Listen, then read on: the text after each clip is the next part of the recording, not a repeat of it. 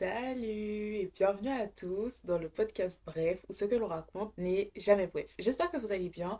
Moi, je vais bien et je suis trop contente de vous retrouver aujourd'hui pour un nouvel épisode. Alors, installez-vous, mettez-vous bien. Aujourd'hui, on va discuter, ok?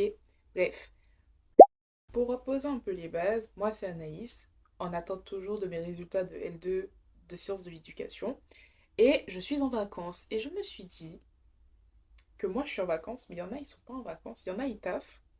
Il y en a, ils attendent encore leurs résultats comme moi. Il y en a, ils ont encore des épreuves à l'heure où j'enregistre, etc. Et, et il y en a qui attendent les résultats de Parcoursup, mon master, etc.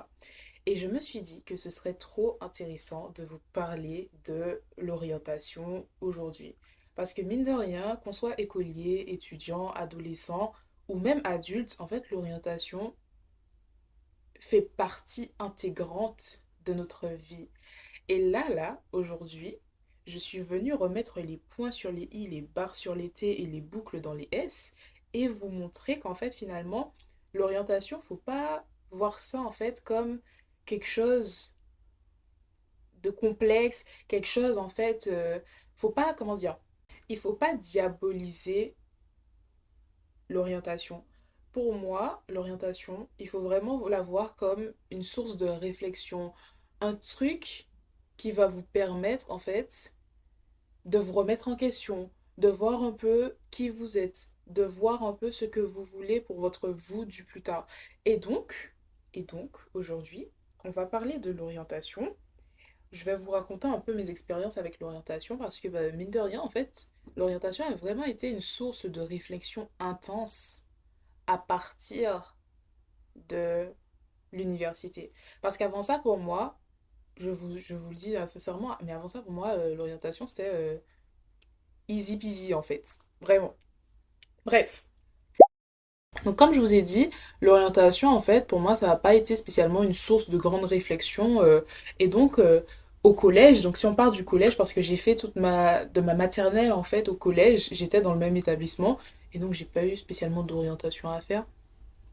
Et à partir du collège, en fait, donc vous avez... Alors moi, je fais partie des élèves qui ont eu la chance de faire le cycle... C'est le cycle 4 ou le cycle 5? Je sais plus c'est quel cycle. Mais en gros, il y a eu une réforme qui fait que la cinquième, la quatrième et la troisième est devenue un seul cycle. Je sais pas si c'est très français, mais vous avez capté. Et je fais partie des élèves du coup qui ont pu tester ce système. Et donc, à partir de la cinquième, on commençait déjà à nous dire, ouais, les notes que vous aurez, elles vont compter pour la troisième, et elles vont compter pour le brevet, blablabla, blablabla, blablabla. Bref. Et à partir de la quatrième ou de la troisième, je sais plus, je crois qu'on a commencé à nous parler des spécialités, nous disant que, ouais, il me semble que c'est la troisième que oui, le bac il va changer, que maintenant vous aurez des spécialités, vous n'aurez plus les bacs L, ES, S, etc. Vous aurez des spécialités à choisir en général. Et là on s'est dit, wesh, mais de quoi il nous parle en fait? Genre, ok, et donc on nous distribuait des petits papiers, des ceci, des cela, etc. Une fois que j'ai lu les papiers, j'ai rapidement fait le tour et je me suis rendu compte que, bah, ouais, enfin, je vois ce que je veux faire. J'aimais énormément tout ce qui était français, latin, etc. Donc pour moi, c'était sûr. J'allais choisir HLP, donc Humanité, Littérature et Philosophie. J'allais choisir LLCA, donc Langue, Littérature et Culture de l'Antiquité. Et LLCE, Langue, Littérature et Culture étrangère. Je m'étais dit, avec ça, obligé, de toutes les façons, ce sera stylé, c'est carré, trop simple en fait. Et donc après, en fonction de ça, je me suis dit, bon bah telle université ils ont ça, telle université ils ont ça, telle université ils ont ça. Donc ok, je pense que j'irai là, là et là. Sauf que, petit souci en Martinique, et je ne sais pas si ça fonctionne de la même manière en France et dans les autres îles, ça fonctionne par bassin. L'orientation du collège au lycée fonctionne par bassin. Je sais pas si c'est comme ça toujours, mais il me semble. Et donc, moi, grande rêveuse que je suis, je m'étais dit je voulais aller à Bellevue. Donc encore une fois, pour ceux qui connaissent pas la Martinique, Bellevue c'est le lycée de Bellevue, en tout cas c'est un très grand lycée en Martinique. Et dans ce lycée, ils avaient la spécialité que je voulais, soit LLCA. Et donc moi j'étais en mode bah c'est sûr, en fait, c'est là que je veux aller, machin, parce qu'ils ont ma spécialité. Et dans tous les autres lycées, pardon, ils n'avaient pas cette spécialité. Et ensuite, je me suis dit, quand même, au cas où, je prends dans mon bassin. Et donc, dans le bassin du Nord Caraïbe, si je ne me trompe pas, les lycées auxquels on peut prétendre s'inscrire sont les lycées de Bellefontaine, du Lorrain et de Saint-Pierre, si je ne me trompe pas, si je ne m'abuse. Et donc je me suis dit, bah, je demande quand même Bellefontaine, parce que c'était un de mes choix aussi, et je me suis dit que bon, ça ira. Et j'avais demandé Saint-Pierre, si je ne me trompe pas. J'avais droit à trois choix. Et je crois qu'en dernier... Non, je crois qu'on avait droit à quatre ou cinq choix, je sais plus. En dernier, j'avais mis Lorrain, je m'étais dit, je pense pas que j'irai au Lorrain. De toute façon, je pense qu'à la limite, si on me prend pas à Bellefontaine, j'irai à Saint-Pierre. Et du coup, j'étais trop contente et tout. Et arrivé au résultat, bah, finalement, j'ai pas eu Bellevue, puisque Bellevue n'était pas dans mon bassin. Et donc, première déception de ma vie. Franchement, j'ai pleuré toutes les larmes de mon corps pendant un moment parce que j'étais grave dégoûtée et j'étais acceptée à Bellefontaine. Donc, c'est-à-dire que si ton premier choix il n'était pas accepté, on passait au second. Et si le second il n'était pas accepté, on passait au troisième. Mais si le second était accepté, t'allais jamais avoir le troisième vœu. Je sais pas si vous captez. Et donc, j'étais très heureuse finalement, après tous mes pleurs, etc. Je me suis dit, bon, ben, on ira à Bellefontaine. Et donc, du coup, j'étais très heureuse d'aller acheter mes vêtements et mon uniforme pour le lycée. Mais finalement, ça n'a pas été une mauvaise expérience. C'est-à-dire que dès le collège, je savais pertinemment en fait ce que je voulais faire. Moi, je voulais devenir professeur des écoles, et donc je savais pertinemment qu'il fallait que je fasse un bac L ou un truc qui ressemble au bac L, et ensuite on allait voir après le bac. C'était ça. Déjà, je voyais après le bac et je savais que j'avais un concours à passer d'ici quelques années.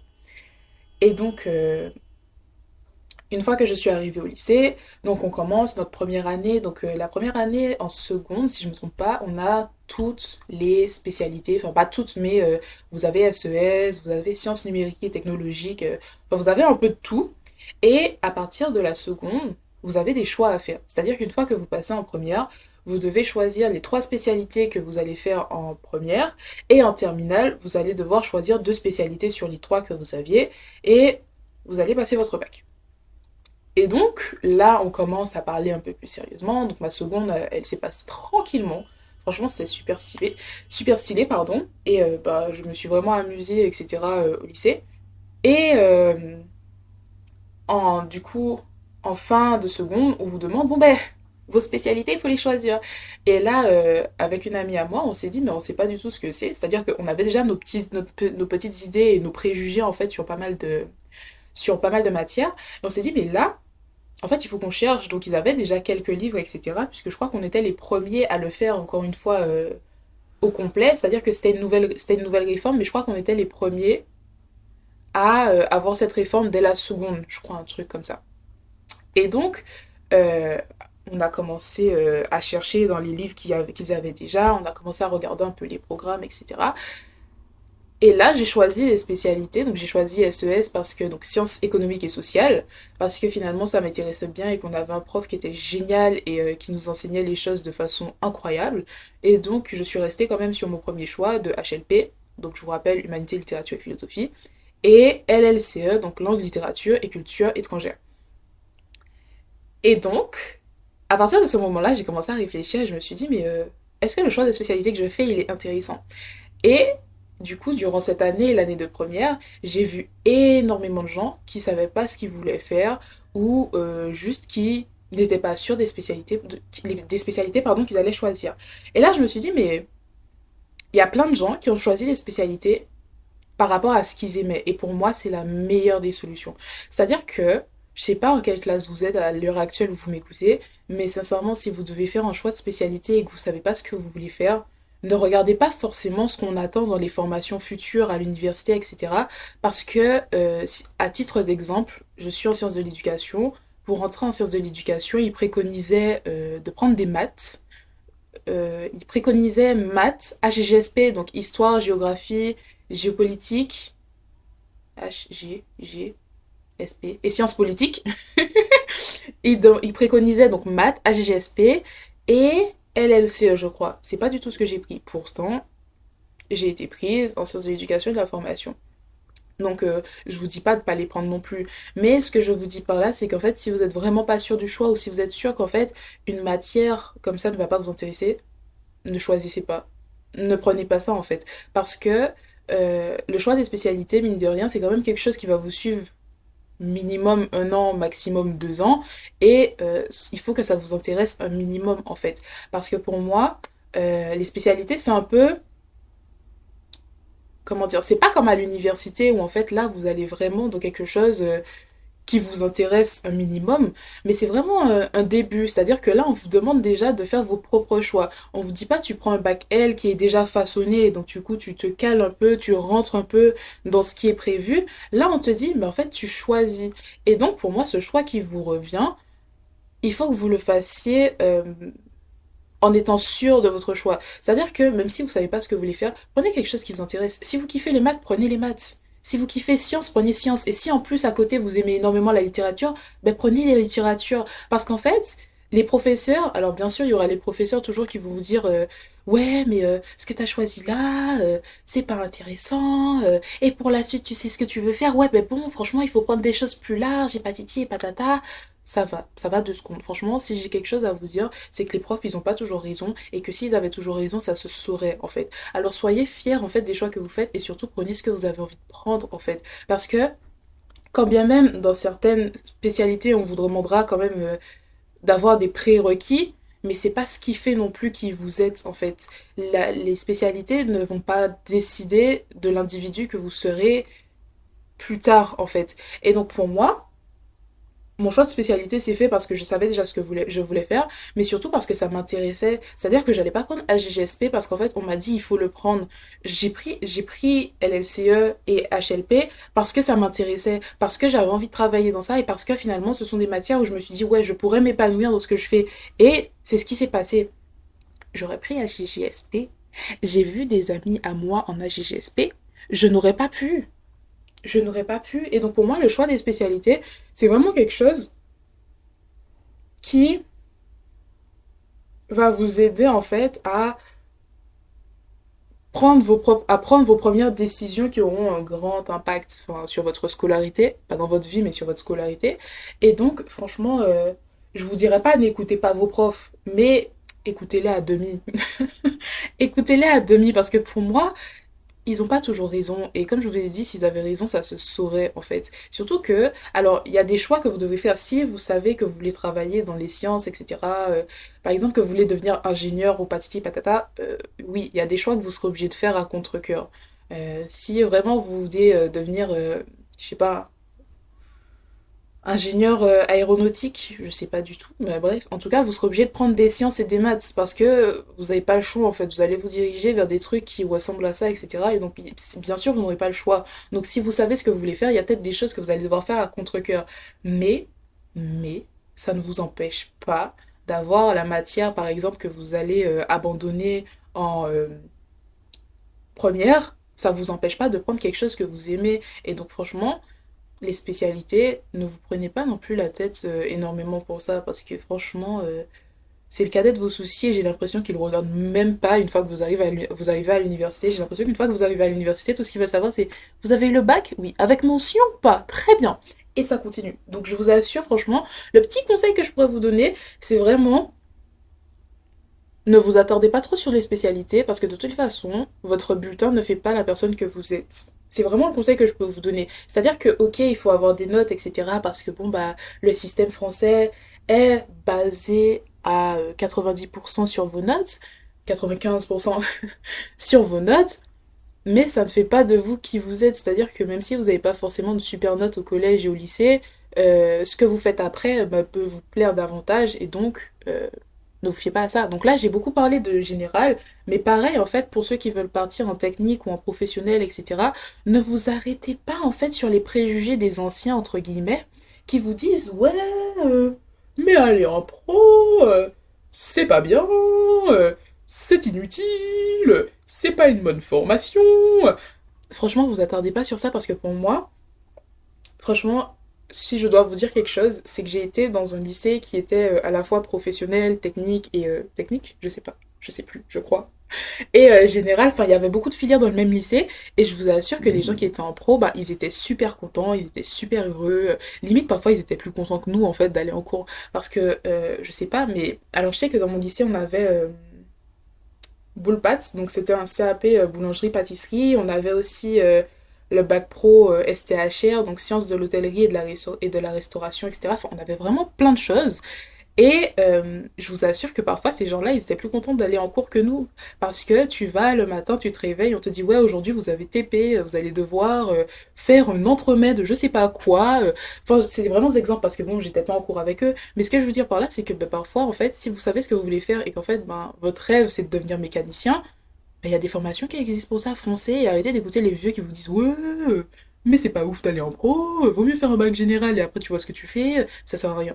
Ça sert à rien, vous allez prendre 3 ans de votre vie, vous allez pas kiffer vos cours, vous allez venir à l'école une fois sur 5 parce que vous en avez marre des cours. Sincèrement, choisissez là, l'autre conseil que je peux vous donner à l'université, choisissez quelque chose qui vous correspond. C'est-à-dire que si votre truc, c'est, je sais pas, l'agriculture, les professeurs, ils ont tellement de préjugés qu'ils sont capables de vous dire ouais, mais c'est pas machin, etc.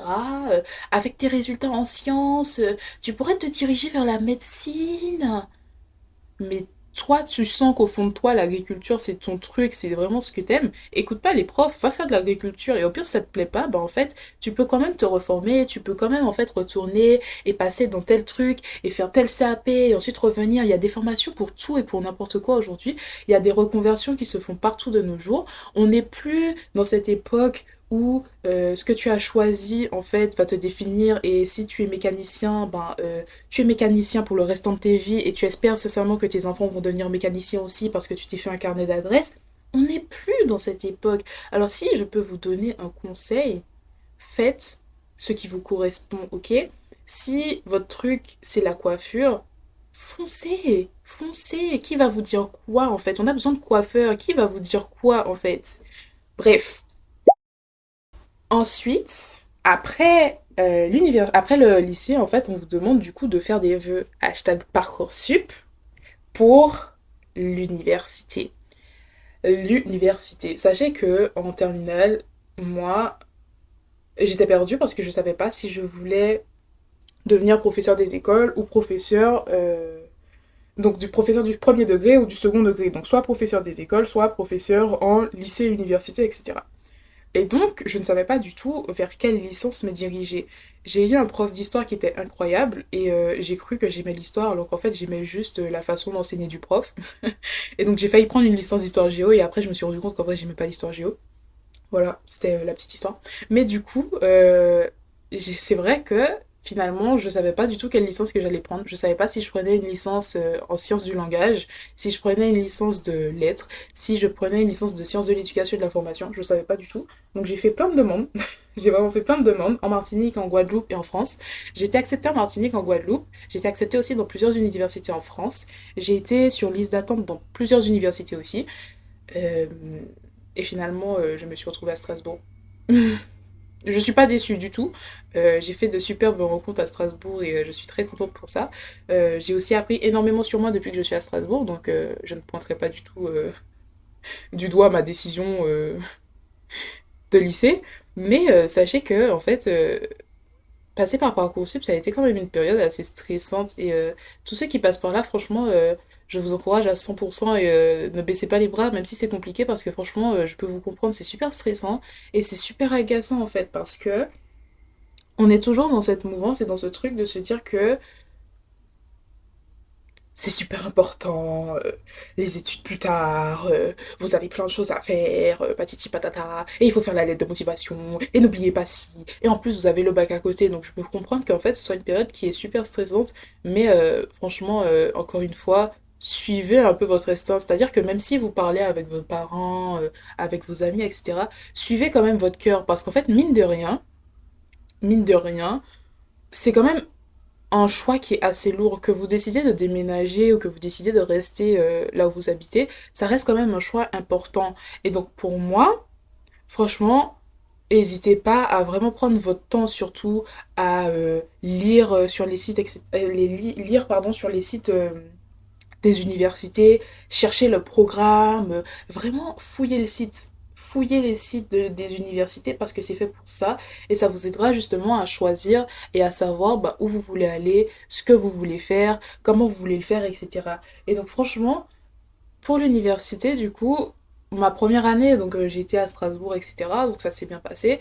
Et du coup, cette deuxième année, en fait, j'ai eu énormément de réflexions parce que je j'étais pas sûre finalement de mon choix. Vous saviez, comme je vous ai dit, je savais pas si je voulais être professeur des écoles ou professeur donc de lycée d'université, de lycée et de collège, etc.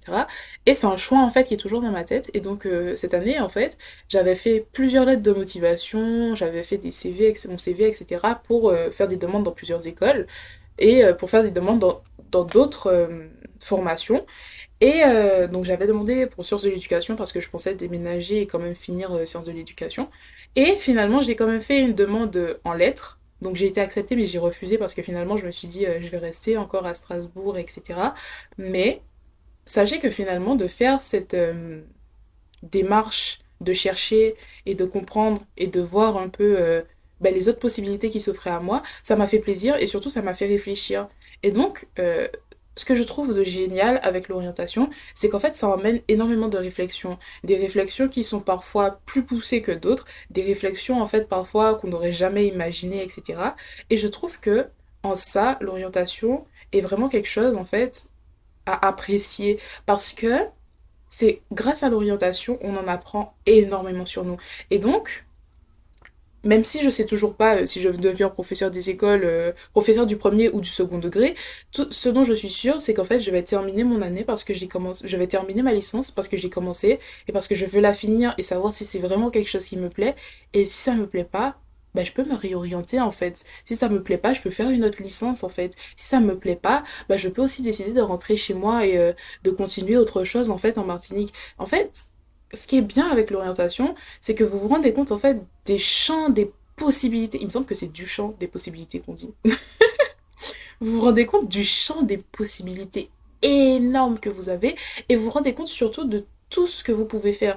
Et pour moi, l'orientation, c'est vraiment quelque chose en fait qui vous permet de vous recentrer aussi sur l'essentiel parce que vous allez retirer un peu tous ces trucs abstraits qu'il y a dans votre vie et dans vos espérances de futur. En fait, tout ça, toutes ces petites choses succinctes qu'il y a autour, mais en fait, vous les supprimez pour retourner à l'essentiel. Et moi, l'orientation, c'est vraiment, vraiment, vraiment quelque chose de super intéressant. Et donc, en plus, c'est vraiment un sujet où on peut en parler avec nos amis, on dire, ouais, mais je sais pas trop, ceci, cela. Et il y a vos amis qui vous disent, ouais, mais moi, je te connais plus comme ça, je te connais plus comme ça. Et vos parents qui vous disent, moi, je suis à fond avec vous, je te soutiens et tout. Franchement, tout ce que je peux vous dire, c'est que prenez votre temps et surtout, n'hésitez pas en fait à faire quelque chose qui vous plaît parce que sachez qu'il y a toujours des aides, il y a toujours des... par exemple, aux Antilles, on a ce qu'on appelle l'ADOM, L-A-D-O-M. Et donc, si par exemple une formation en Martinique est saturée ou inexistante, bah vous avez la possibilité en fait de faire une demande et ils vont vous aider en fait à déménager, etc., etc. Enfin, déménager, à avoir un billet d'avion pour partir en France, etc. Et donc franchement, ou autre part. Mais franchement, n'hésitez pas, vous avez la bourse, vous avez plein d'aides. Et si vraiment vous avez envie de partir, bah partez. Qui va dire quoi? Partez en fait. Et faites quelque chose qui va vous plaire parce que votre scolarité reste quand même une partie importante de votre vie. Bien qu'encore une fois, ça ne vous définisse pas. Ça reste une partie essentielle et énorme de votre vie. Et donc pour moi, cette période en fait où vous devez choisir, etc., ce que vous allez faire, ce que vous voulez faire, etc., vous devez vraiment vous dire, ouais, non, ça, là, je vais prendre mon temps et je vais réfléchir. Et si vous avez envie de partir à l'autre bout du monde, partez à l'autre bout du monde. Partez, partez, vous allez vous créer des liens, vous allez créer des amitiés incroyables. Bref, vous l'aurez compris, en vrai, l'orientation, pardon, elle est présente en fait à chaque moment de notre vie et rien n'est définitif. Franchement, je pense que je l'ai bien dit, même si je ne l'ai pas expliqué de façon claire et nette, mais rien n'est définitif. On a la possibilité de changer, de revenir, de repartir. Rien n'est fixe et c'est vraiment ce qui est intéressant. Alors à un moment donné, faites-vous confiance en fait et commencez à vous découvrir. Et en fait, vous allez comprendre, grâce à l'orientation, ce que vous aimez, ce que vous n'aimez pas, en fait. Et donc, en fait, ce sont toujours ces petits moments qui vont vous permettre de vous dire, bah ouais, ça, non. non, en fait, ça passe pas avec moi, ça c'est inutile, ça j'aime pas, etc. Et comme je vous ai dit encore une fois et je le répète, les adultes n'ont pas toujours raison. Et ça, on l'a vu, on le sait encore. Donc, à un moment donné, faites pas non plus trop confiance aux adultes. Genre, certes, ils ont du vécu, mais c'est votre vie, pas la leur, en fait. Donc voilà. Bref, j'espère que ce sujet vous a plu. On se retrouve dans je sais plus combien de temps. On se retrouve dans 2 semaines, si je ne me trompe pas, pour le prochain épisode. En attendant, n'oubliez pas de vous abonner sur YouTube et Spotify et aussi sur Insta, parce que c'est là que je poste toutes les news. C'est là que je discute avec vous aussi. Donc franchement, n'hésitez pas et je vous souhaite une bonne continuation sur ce long chemin qu'est la vie. Bisous!